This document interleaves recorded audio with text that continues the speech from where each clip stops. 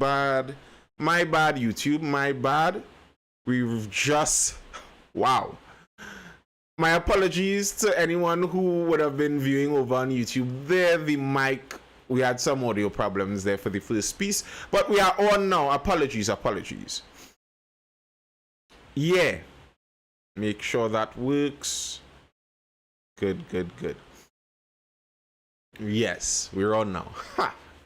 Yeah, it's so strange. You're out here now on the civil servant side. You're supposed to be writing the law to make sure there are no loopholes.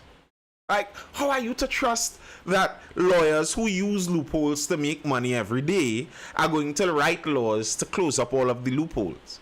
The Attorney General from a previous era, he is now legendary in fighting the state. Nearly all of the man's cases are against the state. I find that is so strange. This man fights, well, not a million, so many cases against the state, and he wins a lot of them. And I just find that to be such a strange thing. You were there responsible for sealing up all of these loopholes. You left the job, and now you're going and finding all of the loopholes. I mean, something doesn't add up about that. In the video today, I spoke also about a former health minister, I remember, from a previous administration. He went through all the years as health minister, and then when he left, he went to his private clinic. When he left, he went to his private clinic and advertised on national television that his private clinic has the one and only of a certain kind of really important machine in the entirety of the Caribbean. And I'm thinking, okay, this man was in charge of the healthcare system. If he knew that the entire healthcare system in the Caribbean didn't have a specific machine,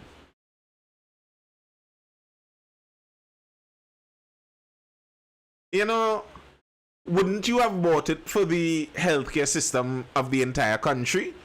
How could you go through all that time? You didn't buy it for the healthcare system, and then when you left, you bought it for yourself in your private practice. It's not about winning the cases, is it? But are you sure about those numbers, Chris 868? Because I think those numbers are disputed. I don't think it's all of the cases. You're talking about since he was Attorney General. Why, when he could gain for himself? And you see, of course. The thing is, I ain't even surprised. That's human nature. Like, what do we expect from humans? What do we expect from people? It's human nature. Human nature is that greedy nature that is going to try to keep things for themselves. What's the topic for today? We're just talking today, man. It's a rainy Thursday evening. We're just discussing stuff. Discussing what's on your mind, the questions and comments that we have. You're going back to bed there, Rooney. Enjoy the evening. Enjoy the evening. Hold it down. Sleep well. Go to work in the morning. Yeah, we're just talking generally here.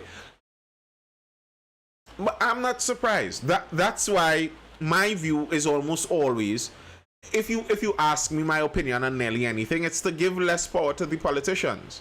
Give the politicians less power. What's your solution? Less power to the politicians. Okay, we have problems right now. What do you propose, Mr. Springer? Less power to the politicians. That's always my proposal. You want to know what I think? Give the politicians less power. That's about it. That's why, like, the whole COP27, what is it, COP28 or whatever now, the climate change conventions that they have all about the world all around the year, forever and ever. I don't care for those things. It's not that I don't believe the climate is changing. It's not that I don't believe humans might have some effect on the climate changing. It's that when you look at the solutions that they are proposing, almost all of the solutions make a lot of money for a few people. The solutions look like more of the same thing. It's just money for more of the elite classes of people. So many people are really boasting about the Barbadian Prime Minister. She spoke last year and she spoke this year, and they really love her stuff. I see Greenpeace on TikTok here quoted her and put nice inspirational music and background video and all of that. I don't care about that stuff. Not that I don't care about the environment, but the asking the global powers that be to take more power, to take more resources.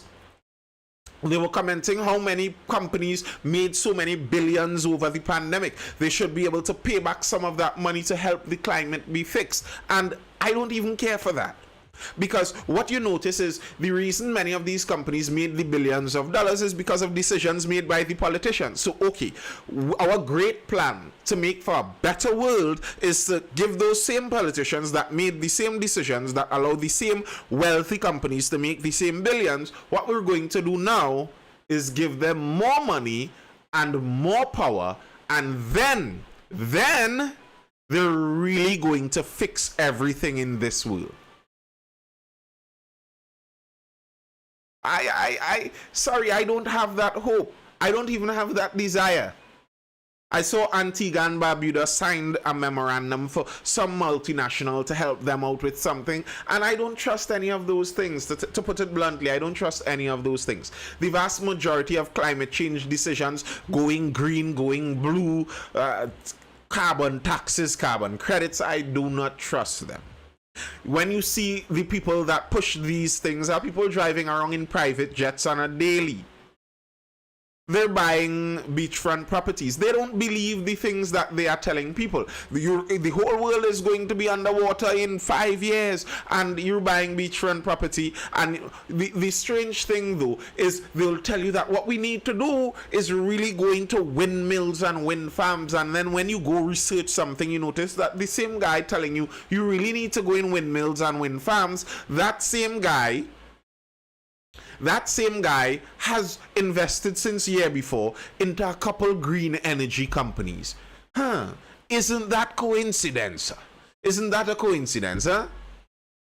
All of a sudden, you have the great ideas of how to solve these things, and all the things you recommend to solve it just put more money in your pocket. So I saw Jeff Bezos, one of the wealthiest men in the world. He recently was talking about he's going to give away so much of his money before he dies. He's a billionaire. He doesn't need all of that. Bill and Melinda Gates, who are now divorced, I believe, they gave a similar pledge. You know what? We're going to give away all of our money. We aren't going to keep our money. That's to show you how magnanimous we are, how much of a philanthropist they are. Okay. But then you notice, when they talk about giving away their money, how they give away their money is they would create an NGO or multiple NGOs, non-governmental organizations, little charity companies all around the place, a foundation here, a foundation there, donate their money to that foundation, and then use that foundation to do what they want with it. You haven't donated your money, you have apportioned some of your money to a foundation where you still use it. If Bill and Melinda Gates donate 10 billion to the Bill and Melinda Gates Foundation, and then same Bill and Melinda Gates control how that foundation spends the money, then they didn't really donate that money, they're using the money. And then Nancy P invested in Google, then Big G announced split shares with more money. Well, Miss Nancy is well known for those practices. There are pages on the internet. I think there is at least one on TikTok, but they regularly take them down, where all they do is follow all of the trades of Nancy Pelosi, who is the Speaker of the US House. Follow all of her trades. And she's just really good at predicting the market. Yeah, give me an ease up. I would want those people with as little power as possible. As little power as possible, because their intentions aren't favorable to the masses. That's not something I'm buying. I'm not buying that their intention is to save the planet. Yeah, right, sure. I'll believe that one.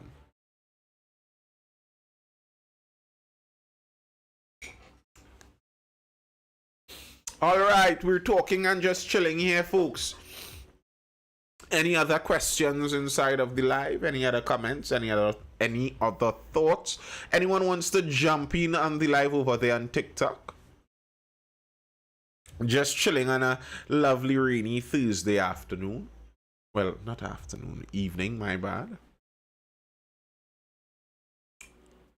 if you're looking at this over on TikTok or Instagram, you could head over to my YouTube channel after this finishes, most likely, and look out for the YouTube page, Nathan Spring, over there on YouTube, and follow that page. Be subscribed to that page. There are videos that are dropping there regularly. I don't know how many of you in the live here are already subscribed, but there are videos dropping there on the regular.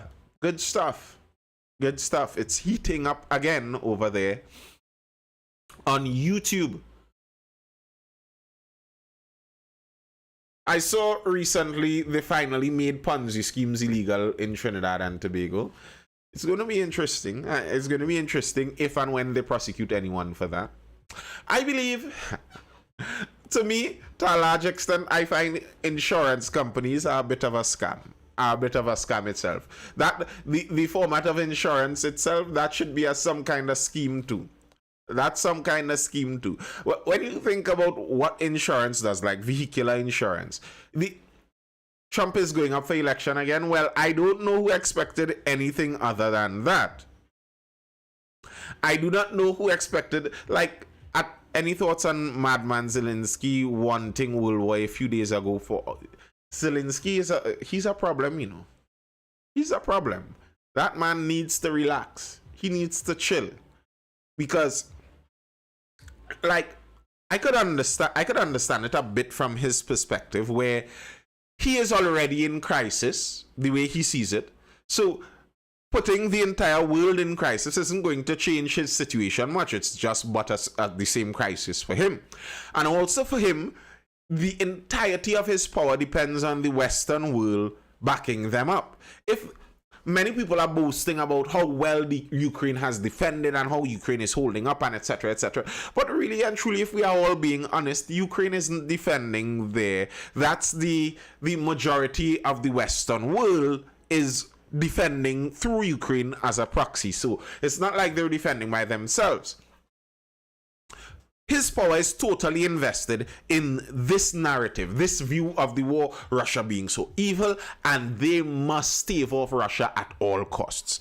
He has bought in fully into that. So much so that it seems like he's willing to risk killing everyone for that. A rocket dropped inside of Poland.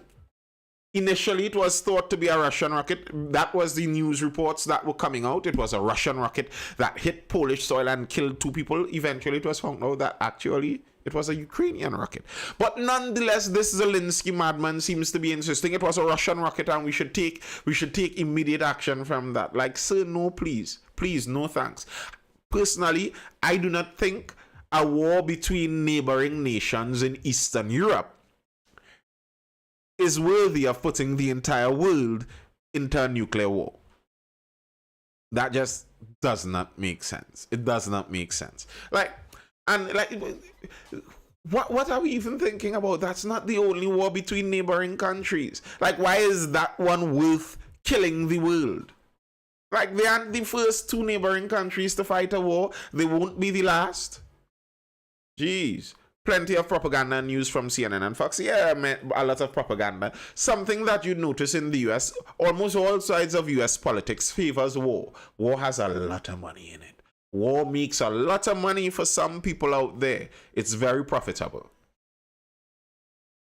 But good night, Chelsea, lately. Well, that's no problem. We aren't talking any specific articles or topics tonight. We're just chilling, just talking the evening away here, just relaxing. Yeah, but as Nisi was talking about, though, I don't know who is surprised that Trump ran. I think only death would have prevented the man from running again. He never even gave an inkling of a thought like he was not going to run again. From the moment he lost, you were saying they cheated. From the time he's saying they cheated, you understand that he's lining up to run again. Who thought? That was a surprise to exactly no one.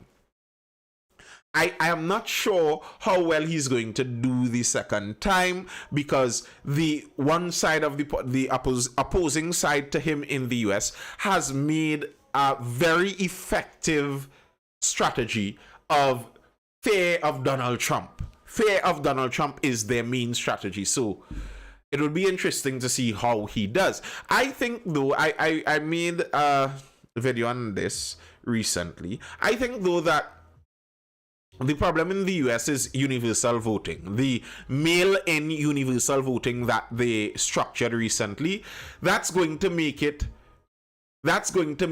an extremely difficult thing for the Republicans to win. The Republicans have to change their strategy over in the US. You know what's funny about that? Karen Nunes, the sheriff down here in Trinidad and Tobago, is fighting right now. I believe she has already filed the lawsuit against the PNM over their internal elections for not universal voting, but for lengthening the voting period over multiple days. And that's something similar like some of the bacchanal happening over in the US.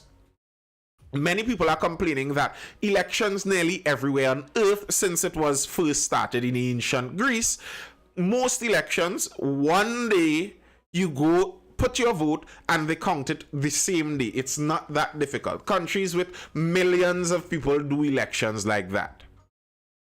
Of course she's going to lose, Chrissy. That kind of goes without saying. But many countries do elections like that. Now, the US is saying that their elections is taking weeks to count, and they have voting starting from months ahead. Well, weeks ahead. I think more than a month ahead. And that almost always works against Republicans. Here's why. And this is going to sound biased, but it is the reality. That's how I like to try to speak it, as you all will know in this live.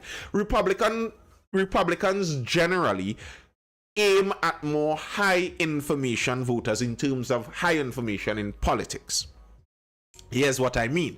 Their target audience is generally more the older people who pay attention to more news articles, a wider variety of news articles. If you go look at general Republicans on Twitter and you look at the news channels that they follow a wider range of news. While if you look at Democrats, they follow only left-wing sources, only one specific source. And if the general pattern in the United States, the default of popular culture, the default of celebrity culture is political, democratic political. I am so happy we don't have that in Trinidad and Tobago. I always say this. I am so happy we don't have that in Trinidad and Tobago, where it's a given that the soca artists and everyone are on one side. I mean, we kind of had that with the Calypsonians a bit, but even in that, you'd see regularly Calypsonians singing things for UNC too. But in the United States, the popular culture is by default democratic. And what that does is all the people who are wrapped up and engrossed and follow popular culture would also be by default Democrats. What that also means, in turn, is that young people who are generally pop culture by default would almost all be Democrat-leaning. That's why in Trinidad, if you ask a Trinidadian person, especially a young person in Trinidad, which side in the US politics you favor, they would say Biden and the Democrats, even though they might not have a plausible reason for it, because pop culture tells you to do that. And if you have the case where pop culture puts out a default, I'm not saying which one is right or wrong here, I'm just talking about the reality as it is.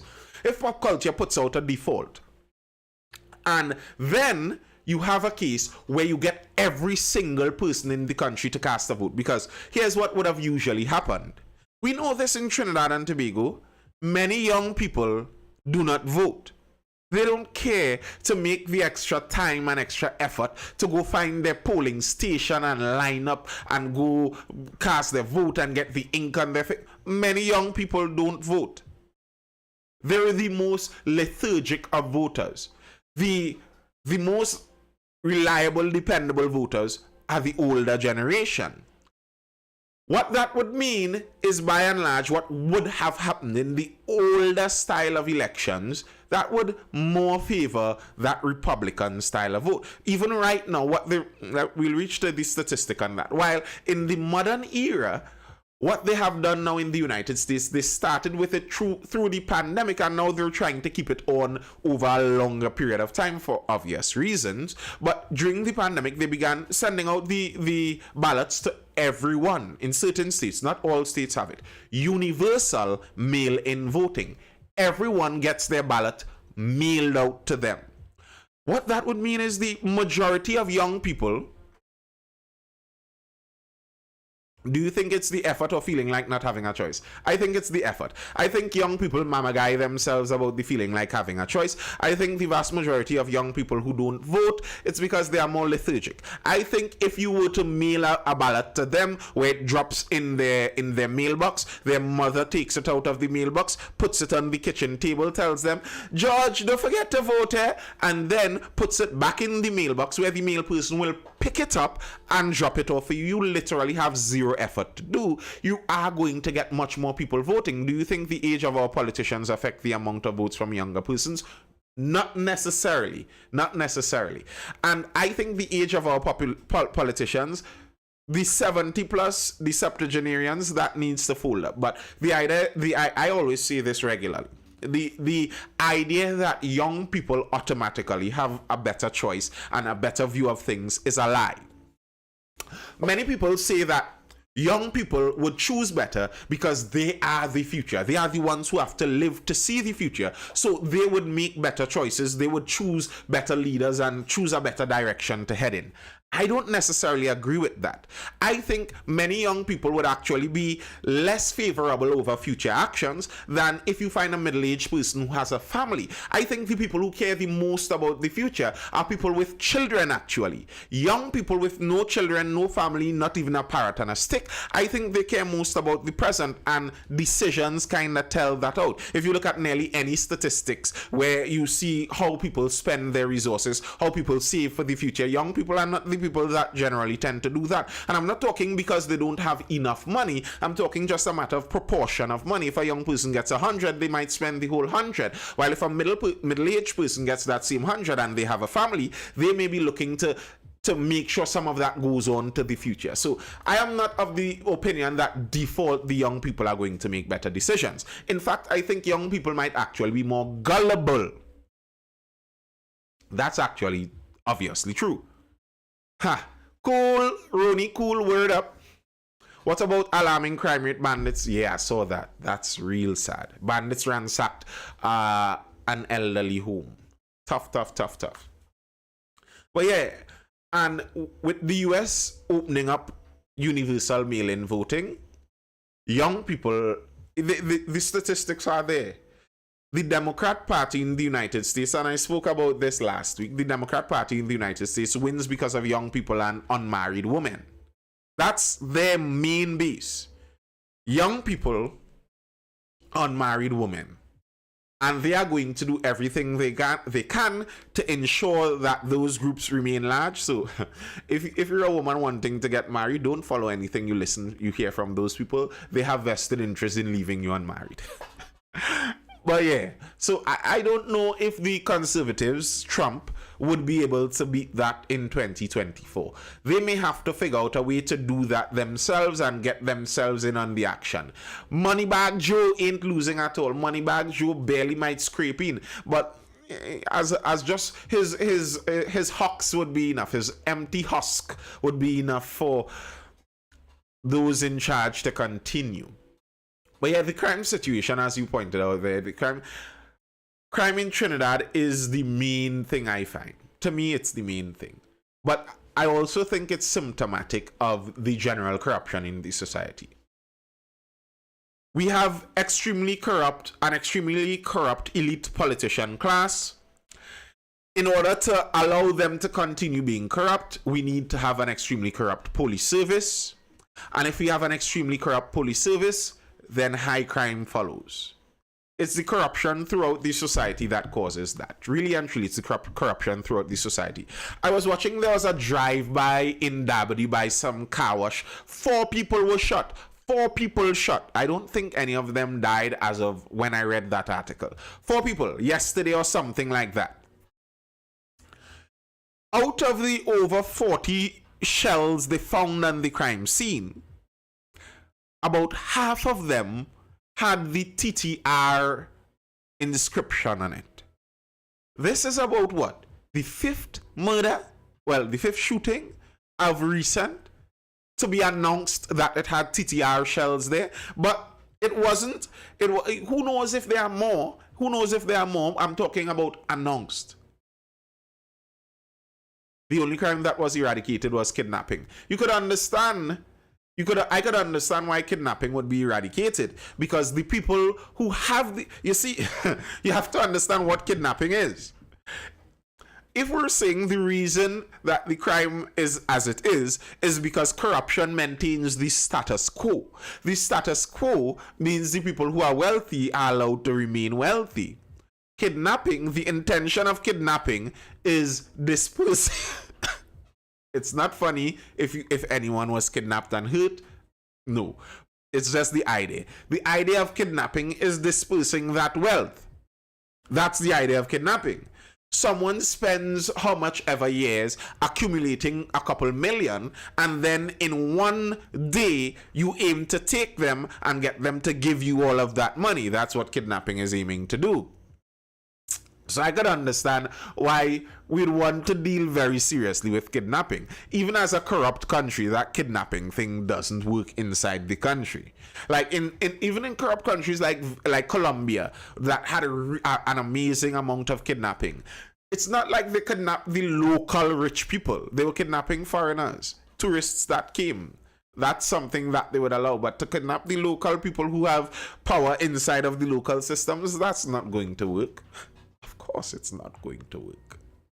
But yeah, TT regiment shells popping up regularly on murder and crime scenes. When a couple firearm licenses extra slipped out from the firearm license department, when a couple of them slipped out, all of a sudden investigations launched. The firearms licensing department shut down. Security companies were struggling to get licensed firearms for their security officers. Very serious. And when you hear the shout from it, it's something like 4 murders in 7 years from licensed firearms. But TT regiment shells popping up on multiple murders within the same month, and nothing? Not even an investigation? No one is shutting down the entire army base? No one is firing whoever is in charge of maintaining and looking after the regiment ammunition? Isn't that something that can be investigated? The purpose you put the TT regiment logo and sign on the shell casing is just in case something like this does happen, you can get some recourse. We know where it came from. We know who to go and talk to. What's going on? What's going on now? Can't shut down national security. What are you talking about? Regiment is national security. We aren't fighting any wars. Who does the regiment need to use bullets against? Someone please explain to me who the regiment needs to use bullets for. Who? We could take away all the regiment bullets for the next 6 months and suffer no losses in Trinidad because of that. The scrap iron men were stealing some metal, some copper that was putting the country under some risk. So you shut down the entire industry, putting people on the breadline for 6 months because they were putting the country at risk. Well, the TT regiment is putting the country at risk. Where's the shutdown there? Good night, Vanna. It's like insurance. Just in case of what? Just in case of what, sir? TTR is one of the most useless arms of national security, Rooney says. Well, TTR handles their own affairs, so maybe they are investigating it on the inside. That can't work. TTR can't handle their own affairs like this because obviously they aren't handling it. You understand what I mean? You aren't handling it. We are seeing your shells and crime and murder scenes out here, so you aren't handling it. If you were handling it, then fine. You handle it. But obviously you are not. So, what's the next step? Who is actually going to handle this? Isn't the police service in charge of investigating crime regardless of where it is? The National Security Council that has, I believe, the head of the TT regiment sits on the National Security Council, I believe. Can't they make a decision? Apparently not. You know, we are too confused by this. This is such genius level deciphering that's required. There's no way we could figure out what's happening here. Sure. All right, folks. Any further questions or comments?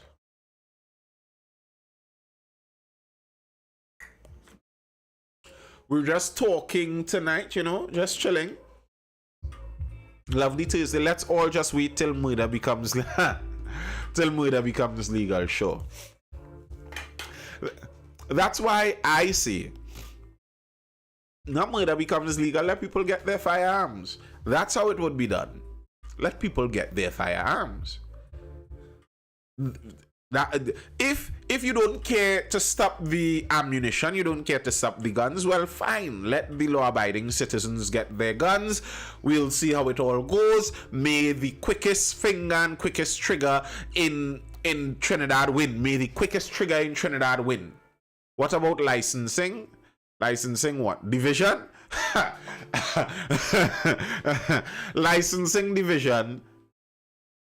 I was gonna say they are the most corrupt, but licensing and customs go competition to see which is the most corrupt division in the country. I'm not sure which is. I'm not sure who wins between licensing and customs. Like customs might have bigger money at play and probably more serious consequences with the guns and drugs and all of that. But the there's no service in this country as blatantly corrupt as the licensing division. Nathan, would you rather the abilities from anime or Marvel and DC? From anime in general, like any anime. Because there are some animes with some amazing powers, so maybe I could take a Goku out there, you know. Like Goku to some extent is Superman. For all intents and purposes, you could consider Goku to be Superman of some sorts.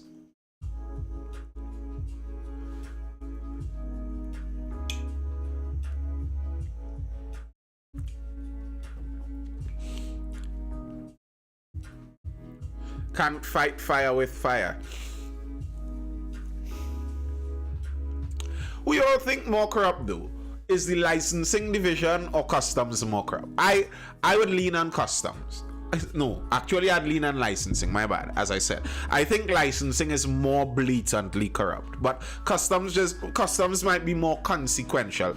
The thing with licensing is you could sit down in a car to do your driving test and a man turn around and ask you why you didn't pay the bribe. I don't think that they are that blatant over there in customs. Like the bribes and money passing in customs aren't as blatant as they are over in licensing division. That is that's why, like, I can't take politicians seriously.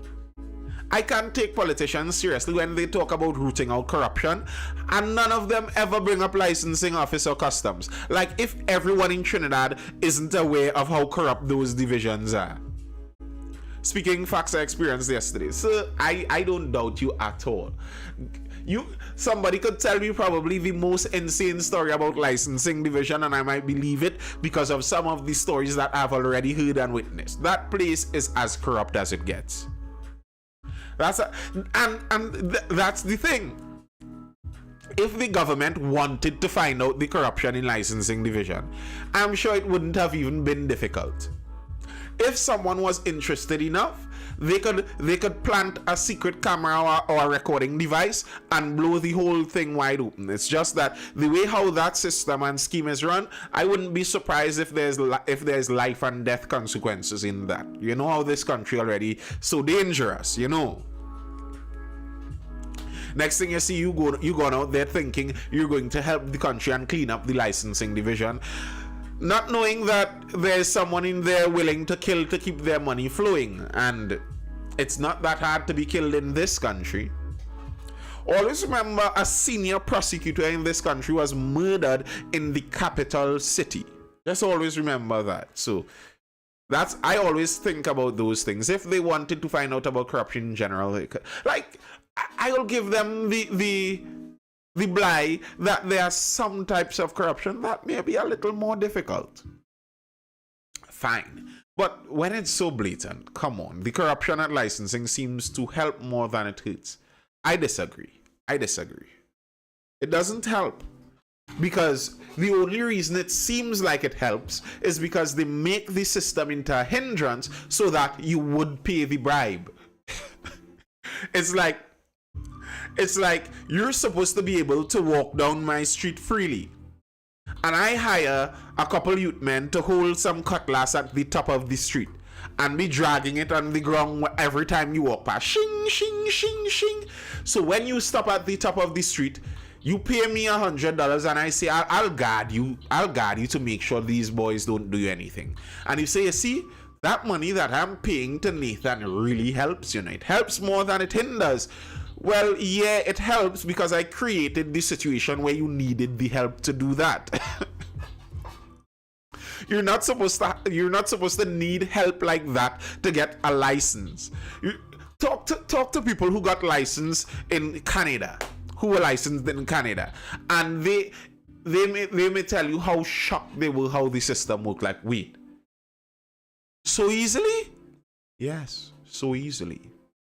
TTBS corrupted body, yes, that's true. Too much people benefit from corruption, that's also true. That's the next part in Trinidad. Corruption is a cultural thing. Many people talk about their desire to stop corruption, but they are just as corrupt. I regularly used to make that point in the earlier lives. Many people talk about corruption, but if you are talking about corruption, have you paid the licensing bribe? Have you paid a bribe? If you have, then you have leaned into corruption. You have leaned into the corruption if you have already paid the bribe. It's a culture of corruption. But I once heard someone saying that corruption is a symptom of something. Not just that you have corruption in the society, but you very likely have too many rules. You have too many barriers.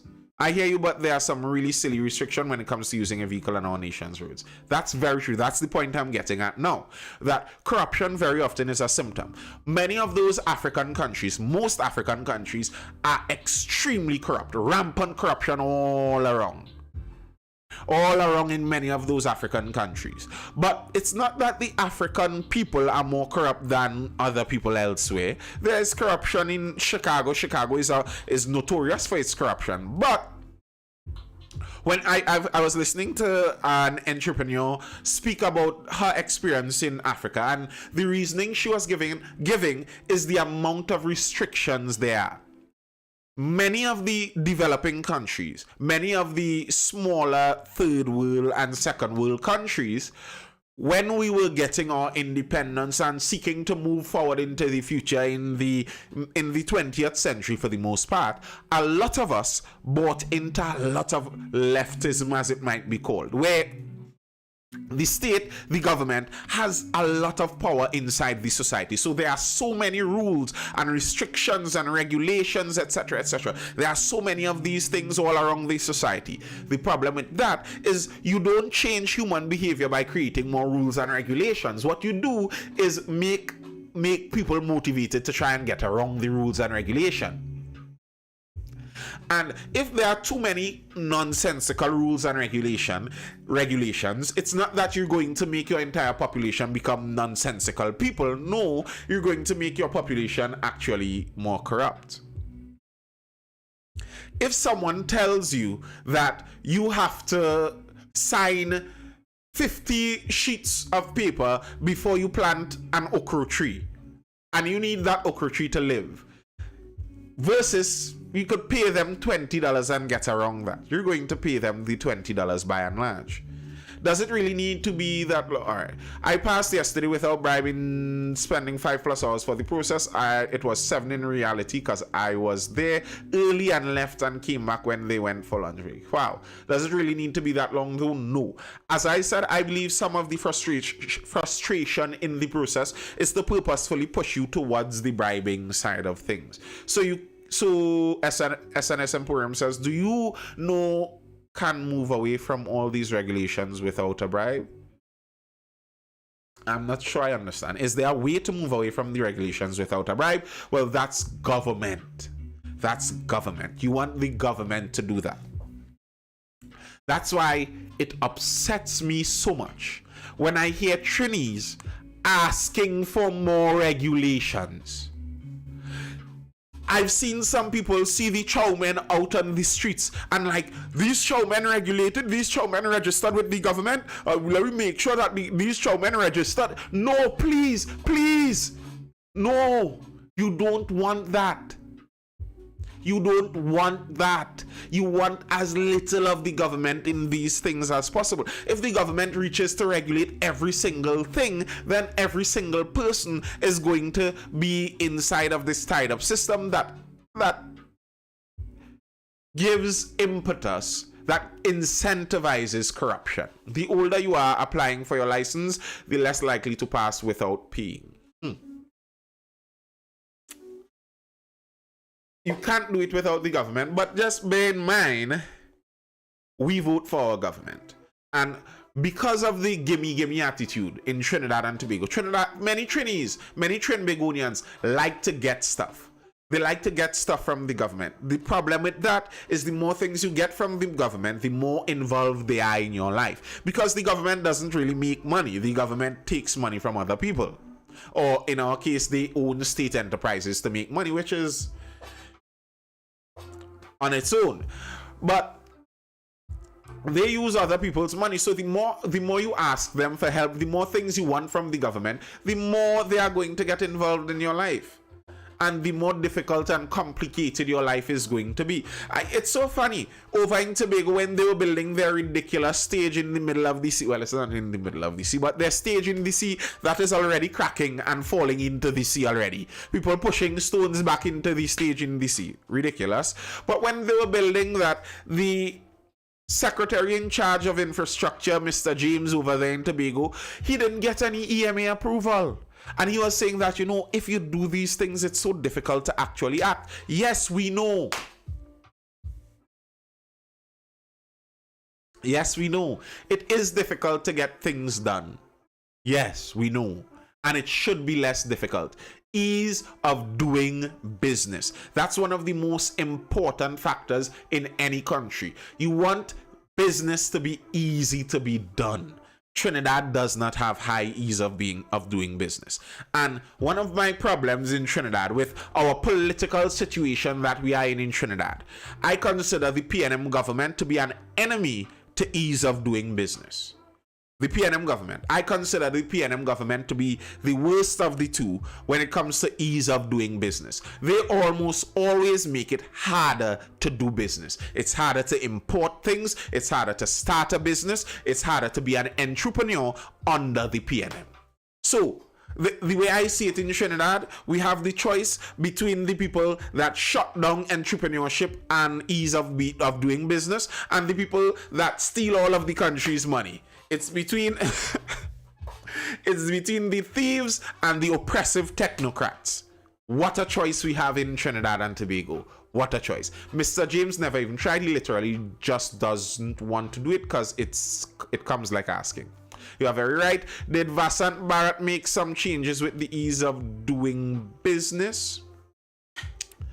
I can't remember specifically what he did. I'm not sure exactly what you're talking about. But generally speaking, under the UNC government, businesses flourish more. One of the prime simple examples I could see, because I saw that you're at a certain age where you could see it easier, and I saw it a switch from the partnership, from the PNM to the partnership and back to the PNM. And you could have seen it. Under the PNM, they tried to put as many regulations as possible. As soon as the PNM came into governance from the 2015 period, their aim was to lock up the market really quickly. Because in that in the 5 years of the partnership, you were seeing online businesses booming and showing up. You were seeing entrepreneurs bringing in their own cars and starting little small car businesses where they bring in 3 cars for the year and sell them on their own, and yay, good for people. I really love that. Sovereignty, free the people. I agree, SNS Emporium, 100%. And as soon as the PNM came into power, they started clamping down on those things from a side. Nope, you don't bring in cars. Nope, you don't bring in anything online. Nope, you don't do that. How many of those online businesses, if we all were on Facebook previous to 2015, every Tom, Dick, Harry, and Jane all had an online business somewhere, bringing in a dress here, bringing in a pants, a sneakers, or something. How many of those businesses still exist right now? Because it's very hard to do under the PNM. And I remember hearing Mr. Imbert talking, and he was kind of laughing at those kind of businesses, like, you know, these young people call themselves entrepreneurs and they bring in finished goods from foreign countries and then just sell them back here. Like, that's not really entrepreneurship. You have to get into the manufacturing, you know, value added. Take something from Trinidad, create value and export it. That's real entrepreneur. Like this, let me don't use any bad adjectives here, but this horrible man, I am sure, and I said this back then, I am sure he has family, probably he himself have businesses where that's exactly what they do. And Samakal, when they bring in the BMW and the Benzes and they drive them across the highway in the middle of the night, when they do that, isn't that a finished product from a foreign country that they're bringing here and selling? But the thing is, it's not that they have a problem with finished products from foreign countries coming to be sold in Trinidad. They have a problem if anybody has access to do that. That's not supposed to be for any and everybody. Anika Nicole says, yeah, but they make entrepreneurship difficult, the same value-added product. Not totally. I'll say that the PNM does try to help in entrepreneurship if you're trying to do that value-added product. Denicia John, you said the right thing though. The problem is they control it. What you will tend to see is the PNM would offer a lot of help for entrepreneurs. But what you need to do is sign up with NIDCO under some one of the PNM's flagship programs, and then you would be under this program, and then you could be a good entrepreneur. You must be under the control of the state infrastructure, and then you could do your entrepreneurship. And Nicole says, trust me, I own a business that manufactures value-added products. I know firsthand. Are you in partnership with the government? If you go talk to the Ministry of Trade and you sign up for some one of their SME programs or something like that, all of a sudden you see avenues opening for you. That's the problem. From the moment you are not, it's going to be very difficult. And that's something I've noticed a while now. Isn't that a choice though? I believe the partnership, the UNC, steals more than the PNM. Like, if we're being honest, people like to talk, the defense to that people like to say is, boy, everybody does thief. Okay, maybe everybody do, but there were no thieves quite at that level. If you know anyone who was close to governance in the 2010 to 2015 time, and you ask them how money was running back then, your eyebrow may connect with your hairline up here. Money was running differently under them. So yeah, I think they steal more. But if you have a choice between a thief and someone who wants to keep you under control in the system, that's a kind of difficult choice. It was a choice because the ecosystem is about startup, not scale. You're saying you're just confirming things that I think about in that same way. PNM has perfected the art of stealing. UNC wasn't as good at it. I could agree with that, but they have perfected it to such a level that it might not be considered stealing the same way. I'll say they have perfected the art of nepotism. And those guys could create a company. So every company they create has a board. Who are the board members? How much money does a board member get? That kind of stuff. They have gotten really good at that. I don't doubt that. But when it comes to the lump sums, when it comes to the actual money, the actual number on paper that goes missing, some people are better at it than some. Do you think there was improvement in Trinidad and Tobago under the PP government? Improvement in what sense? I think those things are very difficult to gauge. Improvement in what sense? I'm not sure. Do you know each citizen could be well off and in comfort? Potentially every person in the world could be well off and in great comfort, but that's wishful thinking, isn't it? But yes, I believe that. Improvement in... Yes, I think there was improvement under the partnership government. I think there was some improvement under the PNM government too. Some. It's just, was the improvement worth it? And was the improvement greater than the improvement in some other place in the world? Because the entirety of the human species is on a trend of improvement to some extent. So, like, we are better off now than we were 60 years ago. Everyone is better off now than they were 60 years ago for the most part. That is not to say that the governance over the last 60 years, the politicians over the last 60 years made the best decisions to do that. Question about the gas subsidy. Hit me with it. What's the question about the gas subsidy? Most of our ministers have very successful businesses. That's true.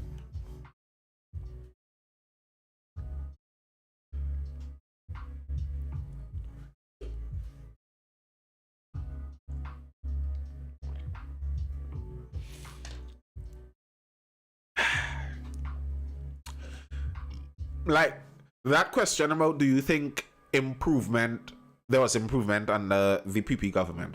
I remember during an election season. I agree.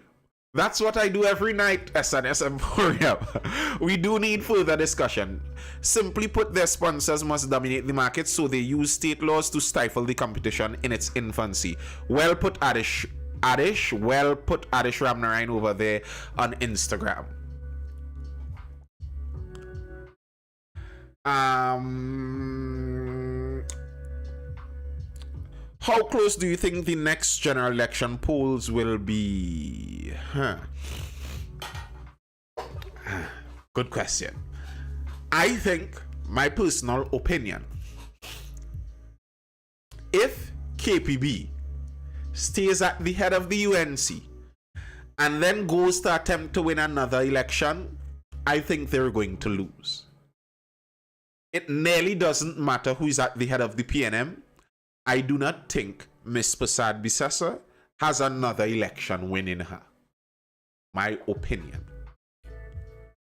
The only general election Miss Prasad Bisesa was capable of winning was an election where the wind was behind their sail considerably. There was a considerable build up to the 2010 election. I don't know how many of you could recall the atmosphere in the country back then. There was a considerable build up to it.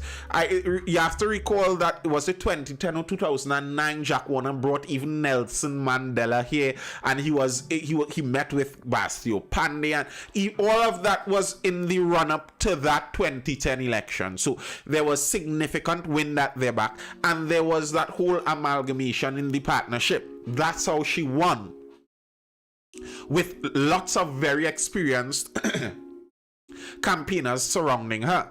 Since then, I think she has made sure to cut a lot of their throats.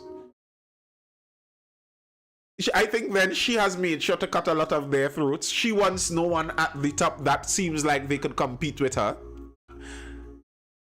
which makes it hard for succession in the UNC, but it makes her position at the top very secure. I don't think, though, she could go to the country with only the UNC, with how many lost elections in her trail, and expect that she's going to win. I think if KPB, if Ms. Prasad Bisesa and Dr. Keith Rowley go up again both for election, what you're going to see is a very low voter turnout because many people are not going to be enthusiastic to vote for them. That's what I think. That's what I think. If the UNC is able to get new leadership and enough of a balance around it, whether it be in another partnership or just a new leadership structure where they have a balance around it, where people would generally trust that they aren't going to be as bad, they will win. Wetland says, Nathan, the UNC don't even have a permanent home similar to that of the Balise House. That says a lot. Anika says, spot on analysis. However, PNM is a problem. They have gotten comfortable and bold in their disdain. I agree. I don't disagree with that at all. SNS Emporium says, change of government wouldn't help the people. People need to understand sovereignty. SNS, I notice SNS talking my kind of language. You are talking my kind of language because my hope isn't in politicians. I always say that. A lot of the problem in Trinidad and Tobago is people somehow believe that, you know, if we vote for the right combination of politicians, that's going to be the secret. I don't agree with that. I think nearly any politician is going to do nearly the same thing and we'll end up in the same monkey pants. What we need is to understand our capabilities, our rights, and what we need to do as people, as individuals in the country. Gosh, I just find the tale old now. Time to pack it up and enjoy your grandchildren and money your teeth. I agree. All right, as you were asking, sir, about the fuel subsidy, what were you asking there? Was the subsidy designed to help spread the country's wealth? I think yes. I do think yes. I wasn't paying attention fully to the discussion you and Rooney were having, but I saw Rooney ask you how many oil and gas countries do that. Actually, many of them do that. Many of those Middle Eastern countries do that very same thing. Venezuela did that before they reach where they reach right now. But it kind of makes sense to me. To be honest, it kind of makes sense to me. I understand why they want to take it off, but I understand why it was put on in the first place. And here's the way I think about this. If the country has a natural resource, it seems to make sense that we should have easier access to that natural resource. That seems to be 1 + 1 to me. The other part is, I understand the reality of it. The country has a limited amount of money coming in. Is an LCB a government kickback for friends and family? I don't know that. I don't know that to be true. The country has a limited amount of money coming in. The way how oil and gas is cheap, it's not because it comes out of the ground by us and it just goes to the pump. No, it's cheap because the government pays some money to keep it cheap. And there's a limited amount of money that the government gets. So if they pay more money in the oil and gas subsidy, they have less money to pay for education and health and fixing roads, etc., etc. I understand that too. However, I am already kind of the view that the government spends a lot of its money badly anyway. Maybe it might be better spent if basically what the government basically does with the fuel subsidy, is gives back some money to the people. The rich who actually have big cars, yes, that is true. Most of those Middle Eastern countries are dictatorships, and most of the people. That's wait. No, that's not actually true. Anyone who drives benefits. Like, if you have a bigger car, you would benefit more from cheaper fuel, yes. But anyone who drives benefits. And here's the thing. If a rich person has to pay $200 to fill up their tank, or has to pay $600 to fill up their tank, it actually does not make much of a difference on the rich person. That $200 to $600, when they're making $120,000 a month, is nearly inconsequential to them. They're flashing the card and not even thinking about it anyway.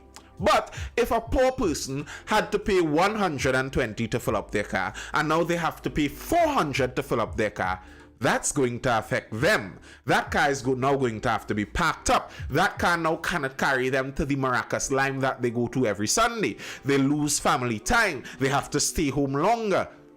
So the price increase, I understand that the price decrease would help the rich people more because they have more vehicles, they drive more. That's true.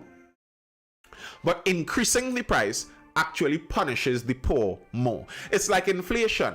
When prices go up in the grocery, yes, the rich people also have to pay more. And when they're buying their luxury version of the goods, you're buying the universal, you're buying universal cereal, and they're buying imported cereal. So yes, it is going to go up for them too, but it's going to be worse for the poor people. So if you're asking me which might be better, I am very tempted to say, yeah, let the government allow the money to run to the people. Like, to fill up one of our vehicles would have cost $150 on Super, $175, let's say, on Super at one point in time. It costs around $400 on Super right now. That extra $175 to $400 is $225. That extra $225 would have stayed in my pocket. And if you're asking me, versus the government giving me that $225 versus the government keeping that $225, who do I think would spend the $225 better? I will say me. I will spend that $225 better. Yeah, Ronnie says, yeah, but the poverty levels in those countries are very pronounced. I don't know how much of normal citizens even own cars. That's not true. I'm talking about countries like Bahrain. I'm talking about countries like Qatar. I'm talking about countries like Saudi Arabia. I'm talking about countries like the Emirates. Those countries don't have a higher poverty rate really than Trinidad and Tobago. Our poverty rate is comparable, so it doesn't work like that. The Middle East have God-fearing leaders. Okay, Denicia John, you're going down the road there. Ooh, Qatar stand on LGBTQ for World Cup. Ooh, that will be interesting.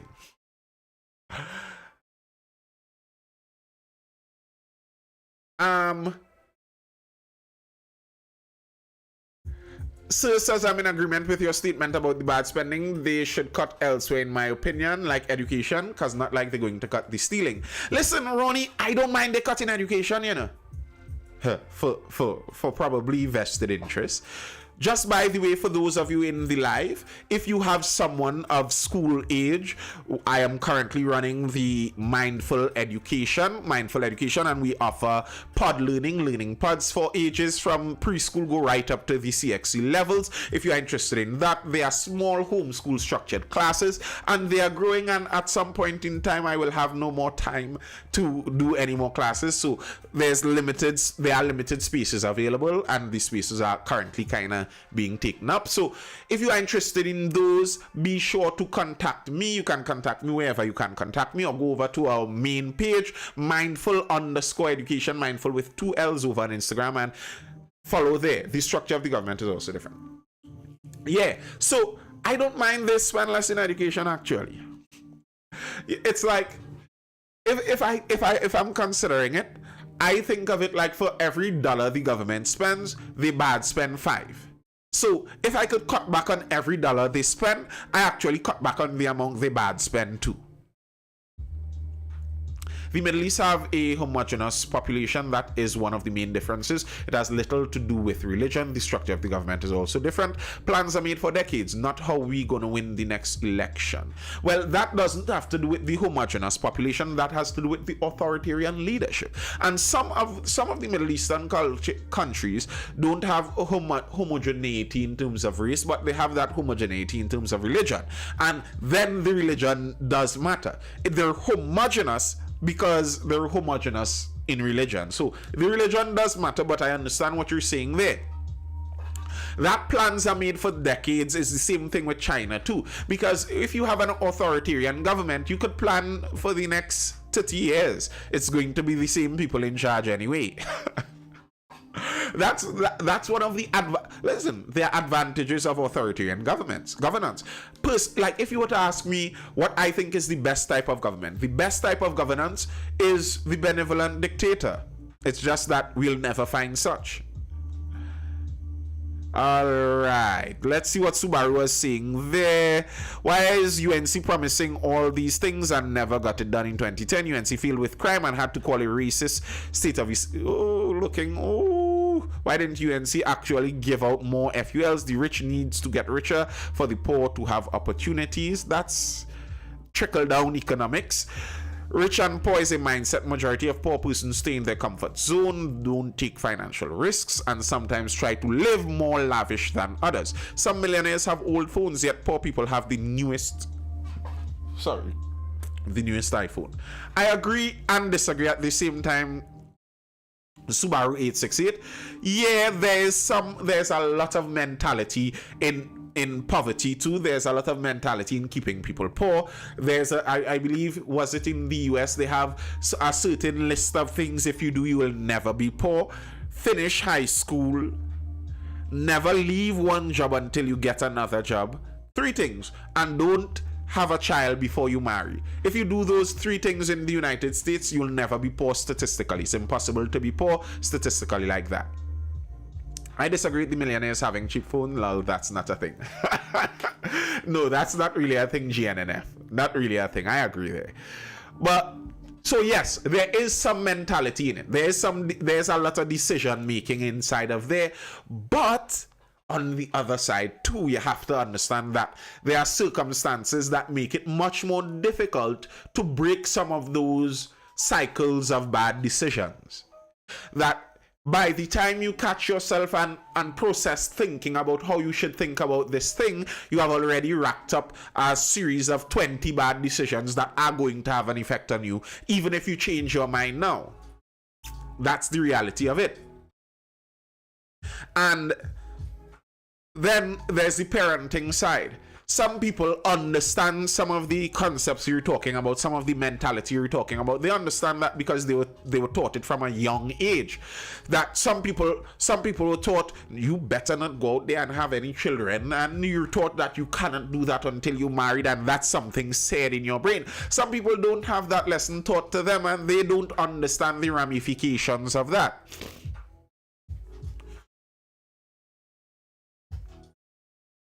I didn't choose to be born in a nuclear family with strong support and educational focus compared to someone else who didn't have the same opportunities.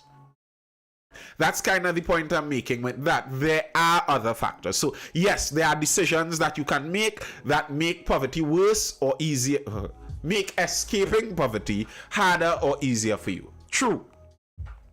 Nonetheless, there are certain factors that play a part in that make it much more difficult. So the way I see that is from 2 different sides. If I am talking to somebody living in poverty, I am trying to understand the factors that may have played a role in them being in that position. If I am somebody living in poverty, don't try to understand the factors that played a role. Understand that certain decisions help you to escape it and stick with those decisions. You understand it? You think about it differently according to the position you're in. All right. Hey, just sit down and talking, and this time fly away on us, boy. This was nice though. I feel Thursdays could be the talk Thursdays where we just sit and chat. But it's nearly 11 already. I think I have a play date with my baby girl right about now. This is our time to get up and frolic, and we'll frolic together and then go sleep. Any further quick questions or comments before I dive out? Let me see if YouTube had anything. I didn't check YouTube for the evening. Nah, YouTube is nice. Good.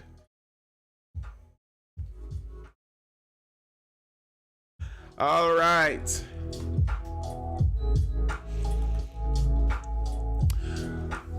If any of you not following me over here, make sure and hit that follow button. You all head over to my profile on TikTok and like some of those videos and watch some of them. I want to see if this shadow ban thing going on serious on TikTok. It's very strange what's going on with my regular videos on TikTok. Something very strange is going on over there. Bounding time is very important. Have a great night. Thank you, Denicia John. Same to you. You enjoy your night too. Bonding time, I suppose, is what you meant there. All right. I think that's all for now, folks. I will see you again for the next Mindful Live, which is going to be tomorrow evening. Wait. Yes, tomorrow evening at 9:15 and thereabouts. I will see you guys for that live, 9:15. Until then, folks, laters. I haven't seen you on my FYP for a while. You see? I know that. Those Chinese folks over on ByteDance are playing games with my TikTok. We'll see about that. Go like it and share it, Rooney. Help a brother out. Laters, folks, it was nice. This is my first time seeing you on this account until now. I don't know. Laters, folks, see you all tomorrow. It was nice. Bye. Enjoy. Peace.